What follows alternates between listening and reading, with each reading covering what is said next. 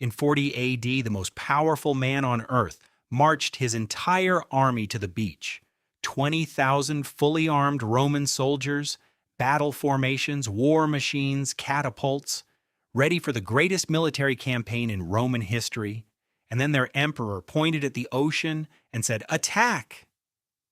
The soldiers charged into the waves with spears and swords against water, and when the ocean refused to surrender, and because it is an ocean, the emperor declared victory anyway, collected seashells as war trophies, and marched his army back to Rome.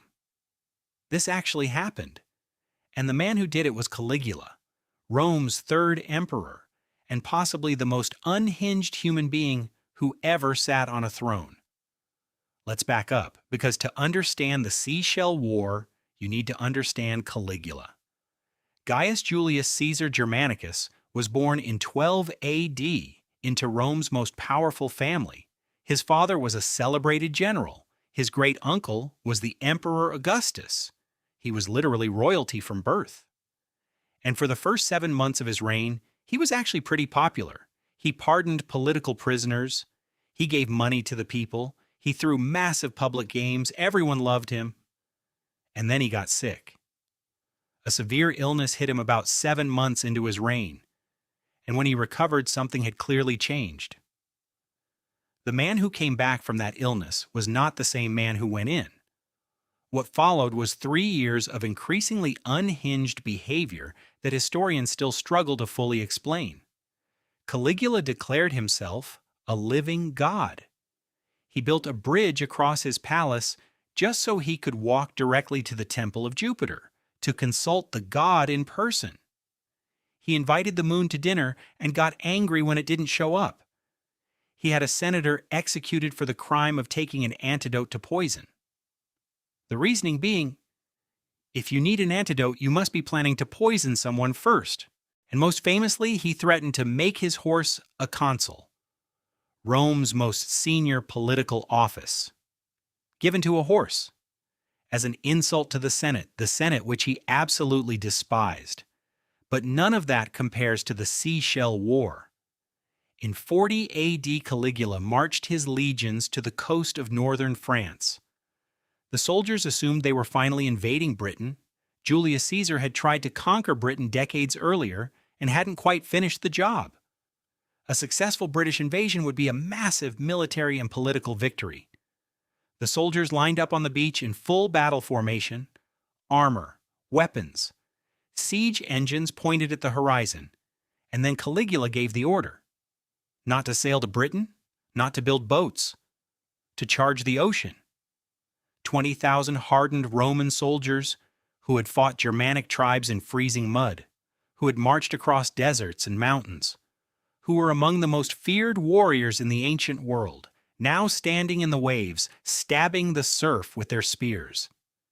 Because the emperor told them to, because you don't say no to Caligula. When Neptune, the Roman god of the sea, unsurprisingly failed to surrender, Caligula declared victory anyway. He ordered his men to collect seashells, fill their helmets with them, fill the folds of their cloaks with them. These were officially declared the spoils of war against Neptune, trophies of Rome's great victory over the ocean. The seashells were boxed up, transported all the way back to Rome, and Caligula staged a full military triumph, the empire's greatest victory parade, usually reserved for generals who had conquered entire nations. The wagons rolled through the streets of Rome, full of seashells.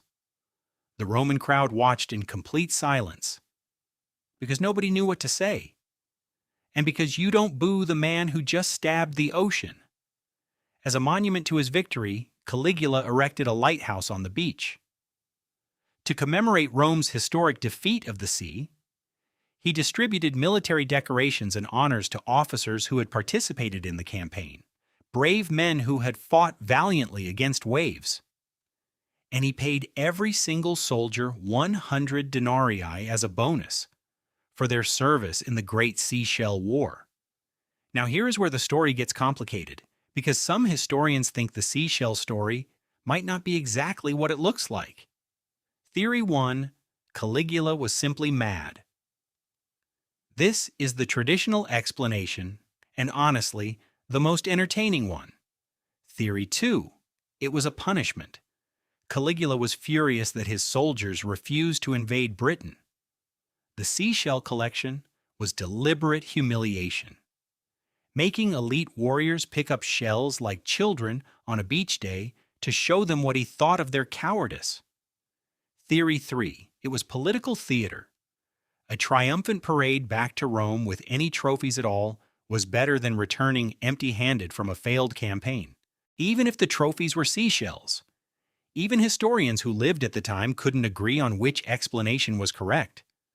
What they all agreed on was this: Caligula declared victory over the ocean, and the ocean didn't care. Neptune remained completely undefeated. The sea kept moving, boats kept sinking, storms kept happening. The ocean continued doing exactly what oceans do. Caligula lasted less than 4 years as emperor. He was assassinated by his own guards, stabbed 23 times on his way out of the theater. In the end, even the most powerful man in the world couldn't make the ocean surrender.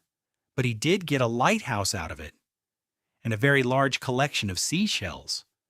So you could argue, in his own completely insane way, Caligula won.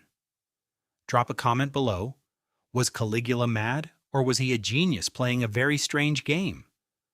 Subscribe for more wild history every week, and watch this next, because the next one is just as unhinged.